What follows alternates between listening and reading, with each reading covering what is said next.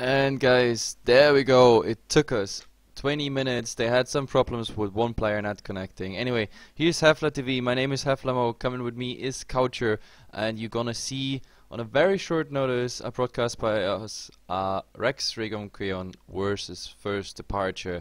We were about to take the 15 CET game, but since that got postponed, we jumped into this cast. I hope you guys don't mind. And yeah, let's go. Bun time. Yeah, should be a nice game. I mean, I haven't seen First Departure play for quite a long while. They have only played 6 games in JDL as well.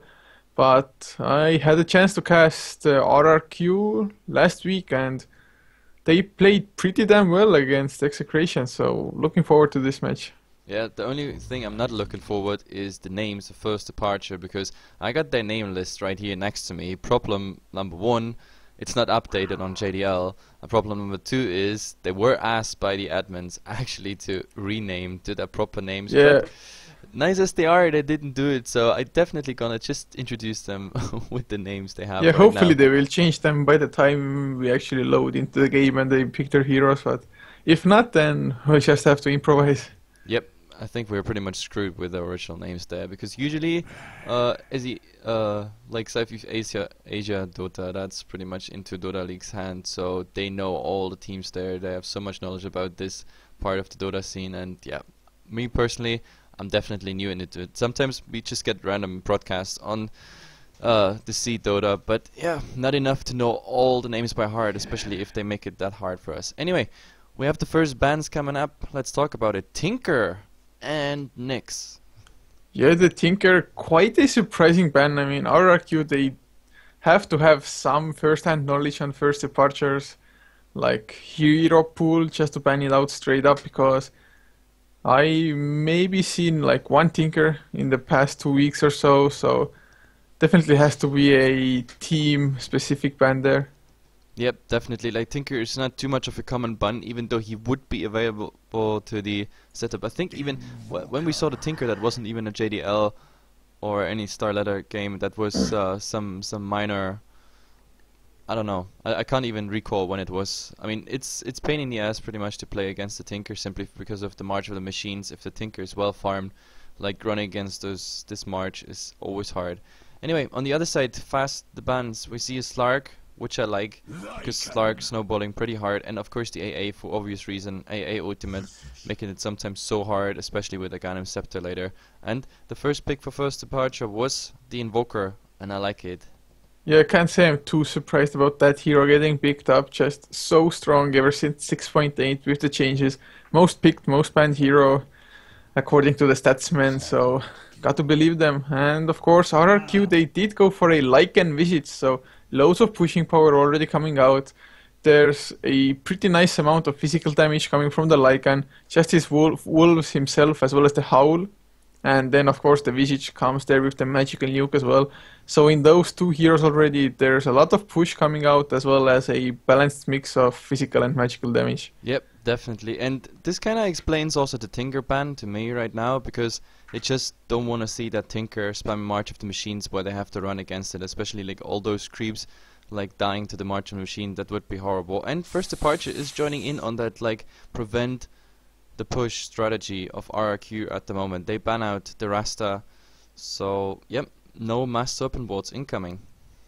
Yeah, and maybe they actually want to ban out a jungler now as well, maybe like the Enchantress or the Chern, one of those two.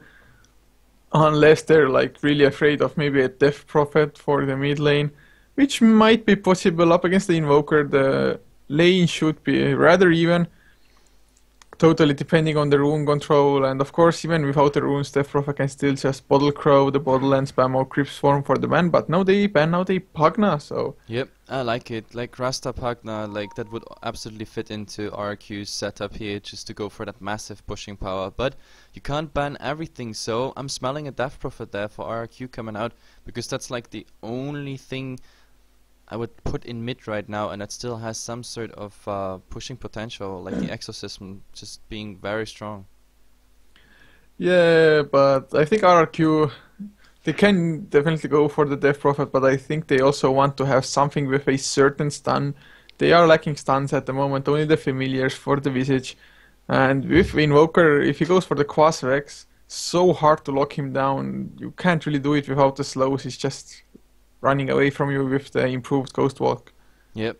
And like RRQ, they're banning out two heroes who are also very nice against a push strategy. They ban out the Venomancer, which they could utilize themselves, I guess, but since they didn't have the pick there first, so they had to ban him out.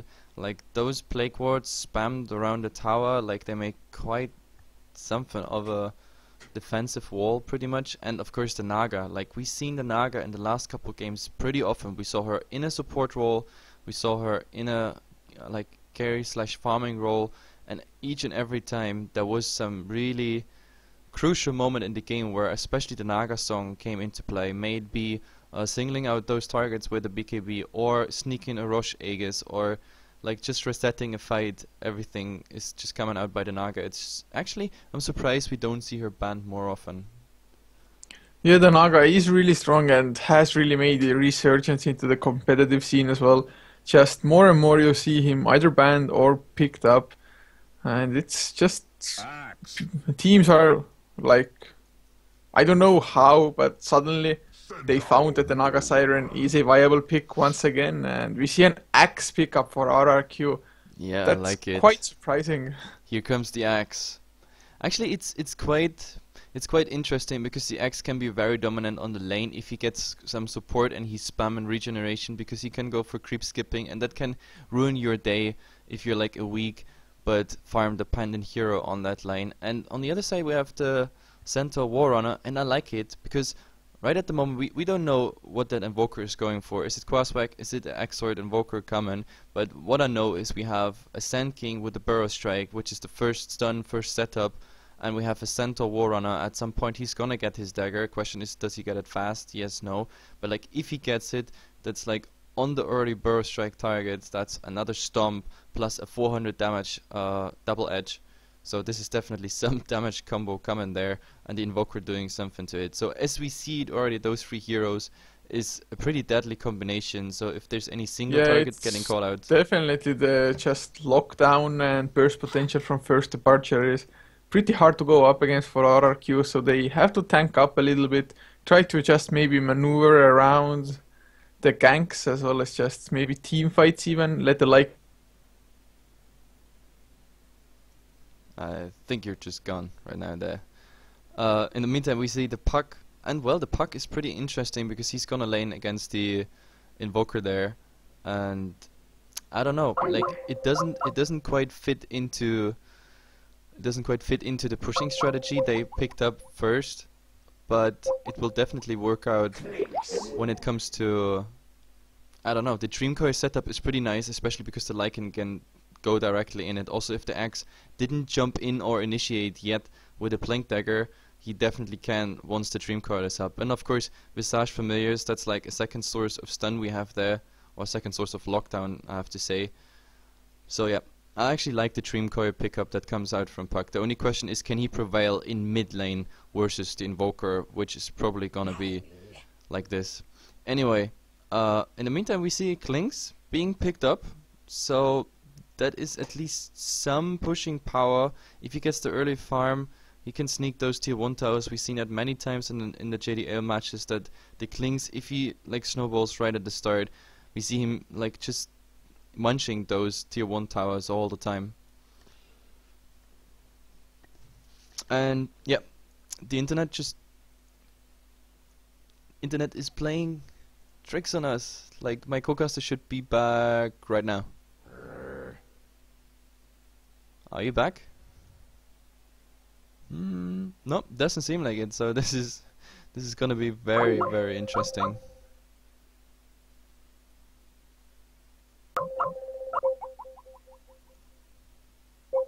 We also got warned like that this is gonna be casted on a. It is already hosted on a I think Singaporean server. So people in Dota TV, they already said like, oh god, every time like Europeans they cast on the server there's problems. This is kind of the advantage for Dota Talk there, because with Australian location they have kind of advantage there, being much closer. But We saw 2 more bans out. The Disruptor, I absolutely like it. We have the Kinetic Field and of course the Static Storm. That is pretty sick if they get a proper setup. So they definitely don't want to see this on first departure. I mean, especially the Puck being very much vulnerable to this ultimate. And on the other side, we have the Dazzle being picked up. So no Shallow Graves coming out and no minus armor, which is, yeah, we saw that being a big factor in a couple other games when the Dazzle ulti hits pretty much the entire enemy team. In the meantime, we saw the Rubik pick up. And actually so far I like it, even though there could be more potential spells or better spells to be stolen by the Rubik. Right now, whatever you steal from the Invoker might not be that strong. If you get the Burrow Strike or the Epicenter, that's okay. For Centaur Warrunner on a Rubik, you definitely just want to steal either the ultimate or the stomp. And for Klinks, well, I guess if you steal the Ghost Walk, that can come quite handy, but I don't know, I've seen better situations for Rubik there where you have massive and really significant ultis coming out. So let's see if he actually manages, if he's timely enough in his steals to get the right ones out. Can you hear? Can you hear me? Yeah, now I can hear you. You're back. That's awesome. Oh, Hefla. Yes. Okay, cool. I'm back. Whew. Anyway, there's my co-caster back, and yeah, as the last pick we see the Leshrac. No, I think you're just lying, but that will fix over time, I think. Anyway, the last one is the Leshrac, and that also gives first departure quite some pushing potential with the Edict coming out. And yep, that should be it. Here's the players picking up their heroes, and we should jump into the game as soon as possible. Yeah, it's somewhat laggy for me still. Hopefully it will balance itself out in time. But yeah, the Leshrac does have some push, and I mean, RRQ, they didn't really follow up on the pushing after the first 2 heroes at all. And God. he's gone again. Anyway, there we go in the game, and I think I have to do the introduction for both teams. Like, RMD is there on the Visage, we have Vanavar on the Axe, Donxivan is now on the Puck, and we see Gehenna, he actually sticking to his original name on the Rubik. And Koala, also a nice name change there for this match, he is actually heading solo to the safe lane. And on the other side for Raiden, we have Lubby on the Sand King, Tetsuya on the Centaur. Oh, guys, really thank you for those names. And Scripted is probably heading towards, yeah, the top rune just to set this ward up. And at the moment, solo, yep, solo on the safe lane. We have the Klinks standing true with a lot of W's. And in mid, we have, oh, I like this name change. That is Chains FY Fungi. Anyway, in the meantime, we see, that's pretty interesting, like Gehenna and the Visage are hiding here somewhere on the side on the safe lane. So, but so far, well, the Rubik actually has sentry wards, so that's pretty nice to catch out the Klinkster if he actually is gonna stay on that lane solo for quite a while. This is gonna be a aggressive try lane here for the Radiant side. And yep, I think on the other side we see exactly the same. So the bell has rung, guys, and there we go into the game. Yeah, can you hear me now? Yeah, of course. Yeah, okay, so should be fine now, I think. Doesn't seem to look like I'm dropping anymore. Goddamn internet. Perfect timing. The damn internet. Entire day it's fine, and when the game starts, you're just... Yeah, exactly. Just disappoint me. Oh, but this Lycan might be in some huge trouble actually. Once he sees the Centaur, it's not too uncommon for the Centaur to be solo, and he even has the haste rune. Now they're coming in from behind as well. There's the hoof stomp. No, actually, yeah, finally it comes out. The burst strike to follow. Leshrac with the split earth and an easy pickup. Yeah. Sand King had the boots of speed as well already. So. We just see the same thing on the bottom lane there. Yeah, Klink's going down as well. Axe getting that one. They were slightly too late to get the first blood, but nevertheless, a kill is there, and that's RRQ, they definitely want to start the early push, I think, although this Lycan, I mean, I think he will be a little worse off than the Klinks. Yep, and I like to see that right after they got the first blood, they were already rotating into mid. Like, now they kind of abandon this when they go for the Lycan, but you've seen they perfectly played it out. The Centaur stunning of either first or the Sand King first, then the Stump or the Burrow Strike, and on top of all of that, then we have this wonderful ability, Split Earth by the Lashrak. So this is a triple stun on the Lycan, and there's nothing really he can do against it. Yeah, there really isn't. I mean, if he had level 6, then maybe he could outrun them if he popped it early enough, but of course he won't have level 6 for quite some time, and with Gehenna and RMD rotating, they might get a kill, but I mean, the rotations are nice and all to make sure that Lycan will get some farm, but do you actually think that Axe can stand up to the Clinks once the Clinks gets a few levels, gets Searing Arrows leveled up? That's the problem with the Searing Arrow. Right now, Axe could easily like stay on that lane, but like with level 2 or level 3 Searing Arrows, it really starts to hurt, and it's also something you don't really negate on the Axe. But at the moment he's creep skipping, so he's getting quite some levels and quite some farm there. And I actually like the rotation into like getting the Lycan supported by a tri-lane there.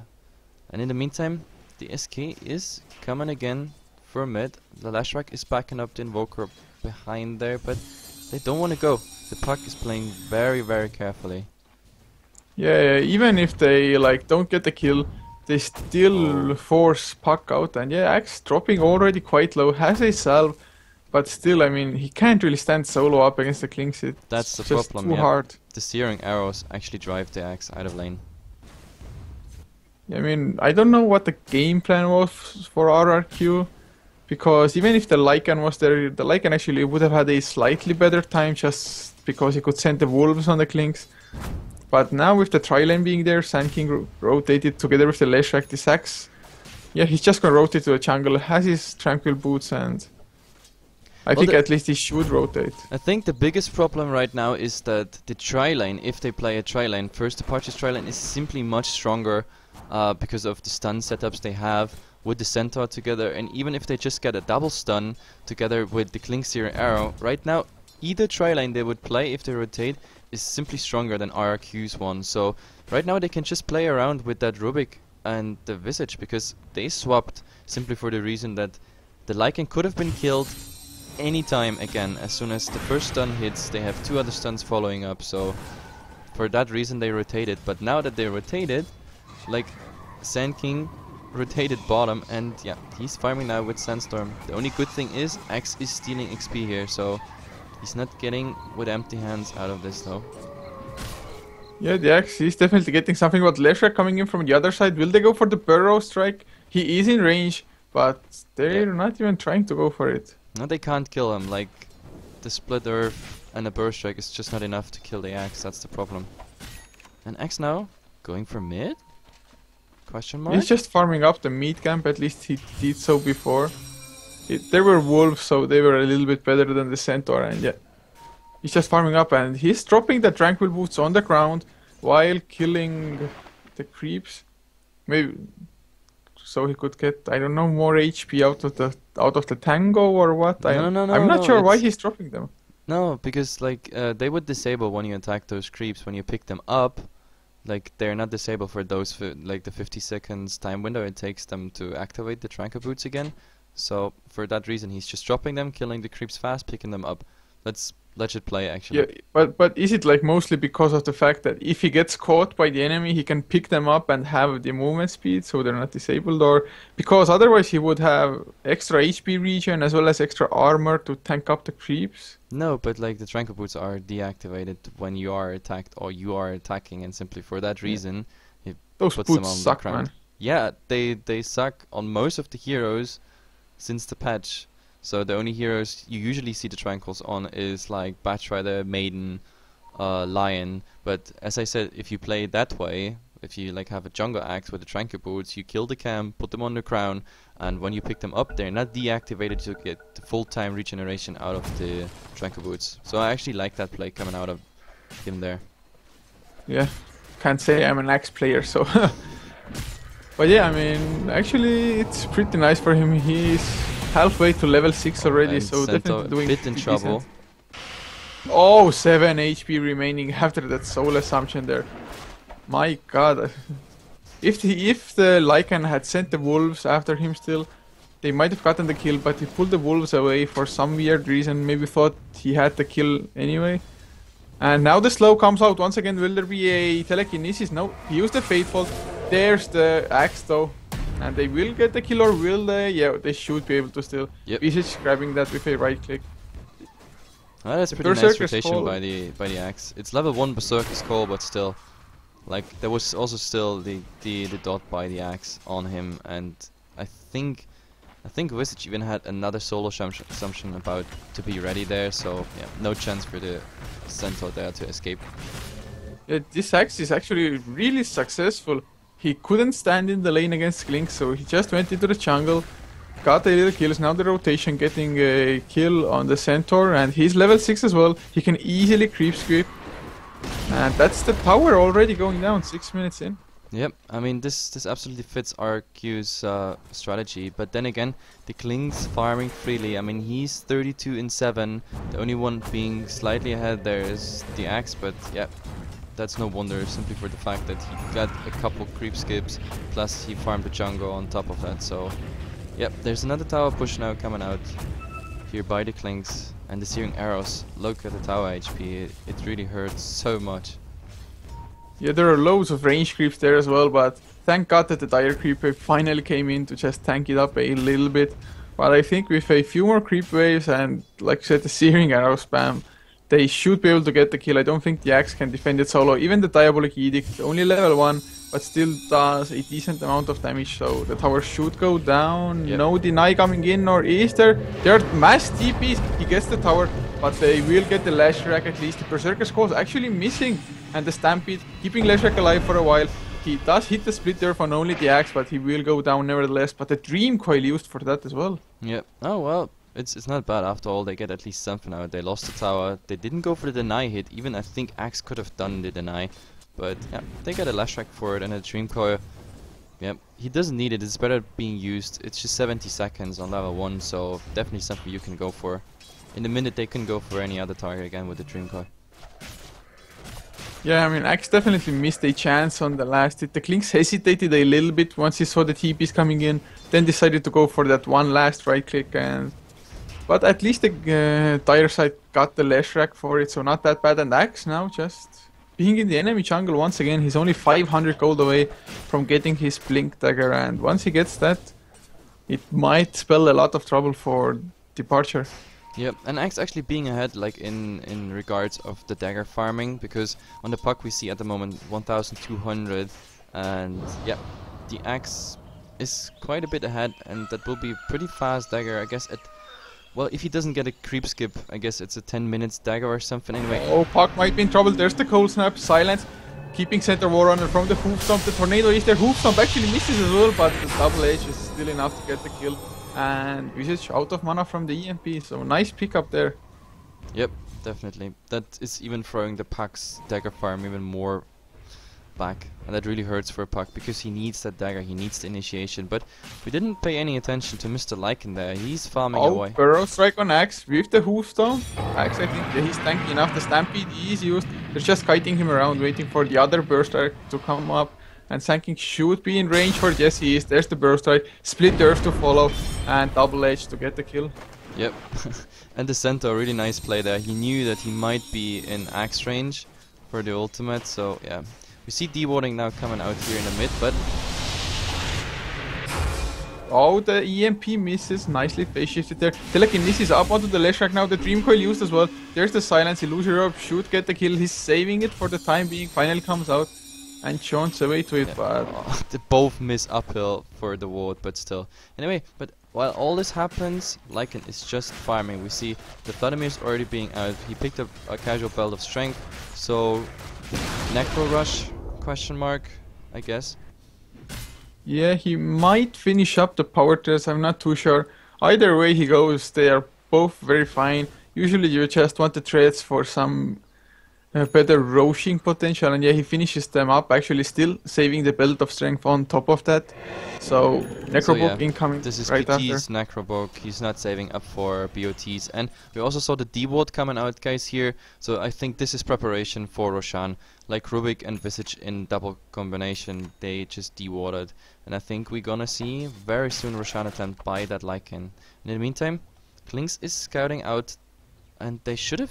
And there's the stun on Puck as well. The right click's coming out, Burrow Strike, and Warrunner double edge. That 400 damage against the Puck, that's over half of his HP pool. Yep. And interesting to see that they kept going, because like their smoke broke when the Klinks actually was around with the Ghost Walk, but they just kept going, and the Puck being just caught out alone. Again, thrown back with his farm. Or actually, see, he got 0 gold now, so he actually bought something. Yep, there's a Blink Dagger on the ground, so maybe he got his Blink Dagger before he died. Yeah, Axe goes in, 3-man Berserker is called, Fate Bolt to follow, Soul Assumption, Invoker going down, Stampede comes out by the Warrunner. It's not enough. Burrow Strike was used as well by the Sanking, but they just can't find the kills. Or rather, the Epicenter Puck still alive, the Diabolic Eating is there, the Light from the left click don't get the kills, Sanking on the run needs one more right click, the Wolves get the kill, they get the Lash Track as well. Like, just coming in to clean up, and they will get the tier 1 on top of that with the Howler just being freshly used. The familiars are there as well, and while they fight for RRQ, they just kept fighting, barely staying alive at all times, and like they dropped so low, and they got completely wiped. As well. No tower denied, no nothing. Coucher, just call me again. I think Skype is messing around again.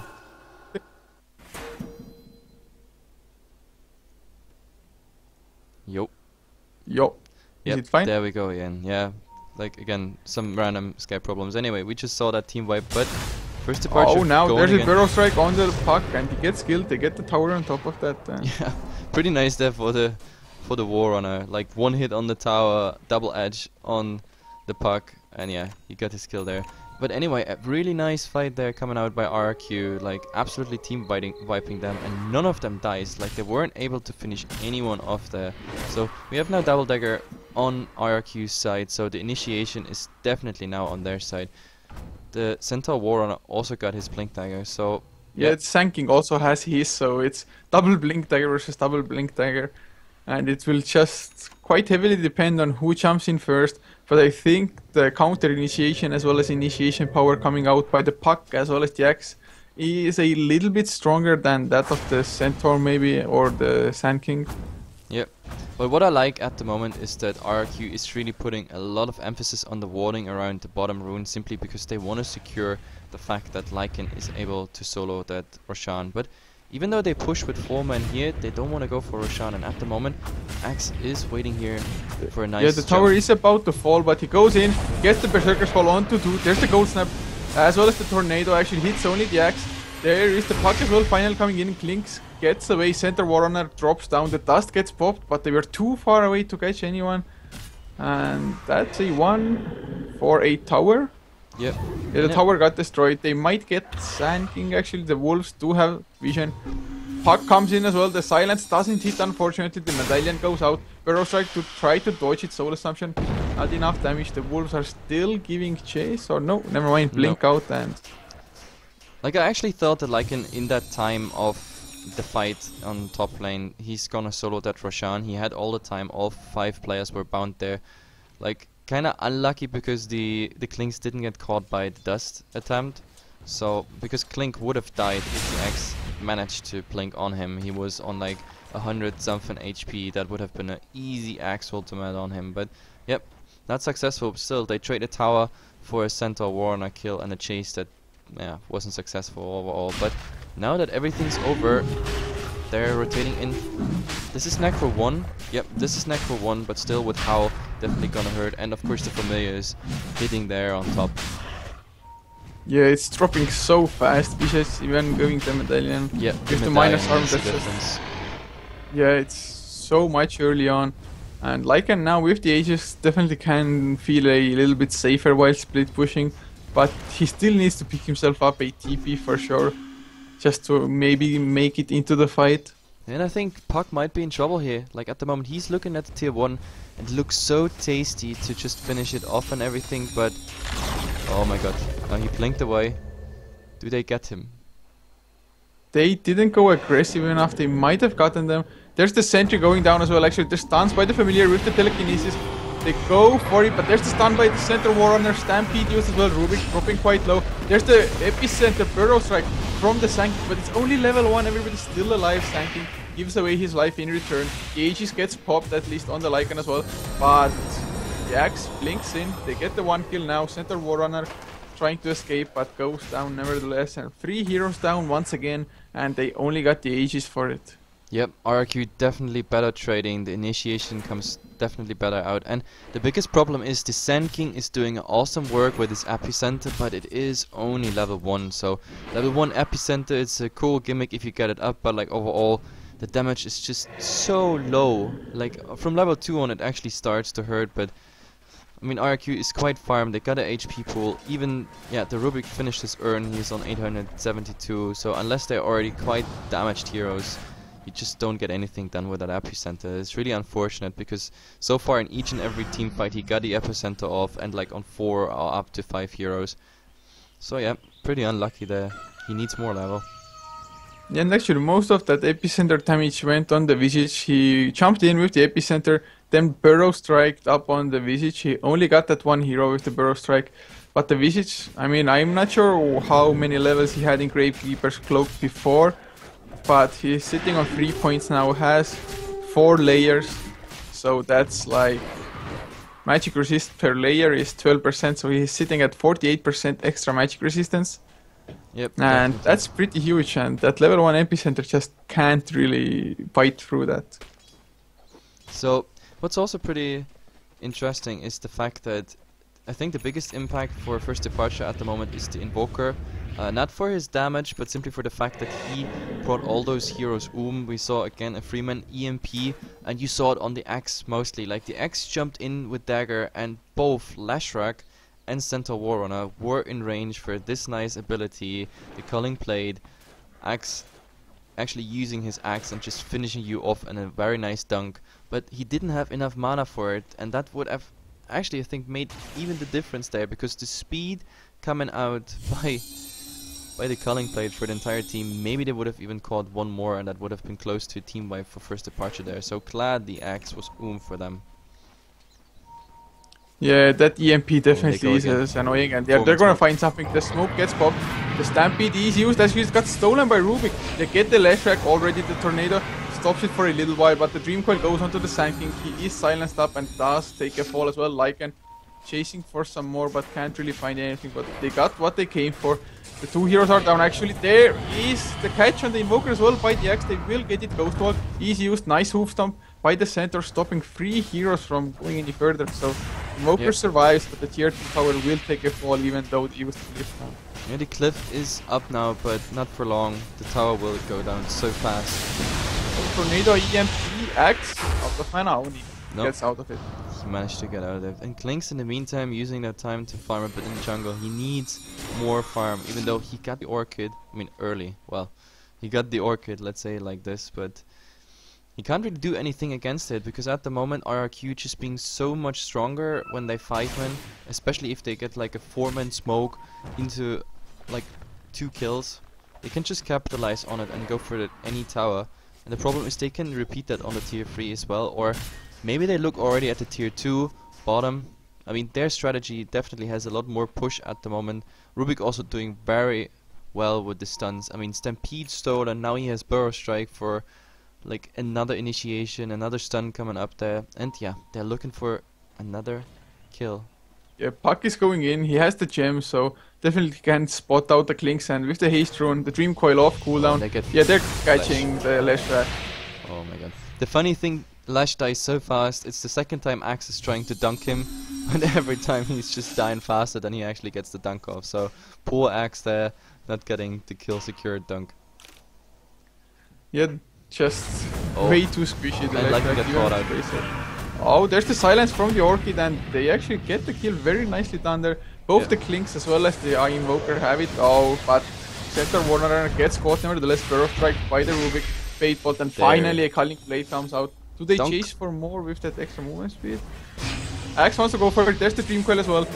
But he comes out from the Ghost Walk with the Berserker's Call, and that's another kill. A second Culling Blade. They still want to go for more. I don't think they can catch the Blink Dagger Sanking, but Yep. two easy kills once again, and on top of that, the Dire actually lost their courier though. I don't know where. I didn't see it, but like it somehow got caught out in that fight. So Dire courier down. Congratulations to all the people that just got item for that. It's rarely that you actually see that.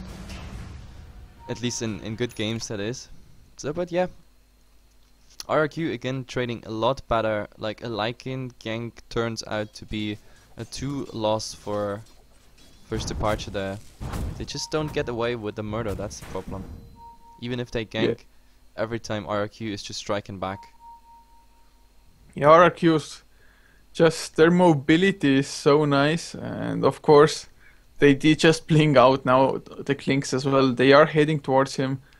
Axe is the first to maybe get there with his Blink Dagger, and if Clinks isn't careful, he is gonna go down. He has 3 seconds cooldown on Skeleton Walk. Axe, will he go in? He's getting slowed down. There's the Berserker's Fall. Burrow Strike, Soul Assumption. Just the same drill on every single hero almost, and the Culling Blade once again. Axe now 6, 1 and 7. That's a huge success for that hero pick. Yeah, in the meantime also, we saw it already in the last fight, but it's worth to mention, we have the Necro Free coming up on Lycan, so he's pretty much done when it comes to like empowering his free. Like the only thing he's missing is the last point in Howl, but then yeah, it really gets ugly, because those Necro units either following the Lashrak or the Sand King, or even the Clinks if he's not in Ghost Walk, they can pretty much kill them alone with the low HP pool. Yeah, that's also not hitting anything. This Lycan is really, or has already hit his stride. They're just taking tower after tower as a team. They're just backing up each other constantly, mostly moving around as 4, maybe as 5 even at some times. So now all the outer towers are gone. The Roche is about to spawn in like, well, minimum 1 minute. Oh, they go already. 4 minutes, I guess. Yeah, Clinks gets Dream Coil as well as Silence. A nice summon coming out by Center War Runner, but Familiars, they can't hold Clinks down long enough. That's actually interesting, the Axe not jumping in there. The Dream Coil used, Familiar stun on top, and the Axe just standing in the back. He didn't get the memo that they want to go, I guess.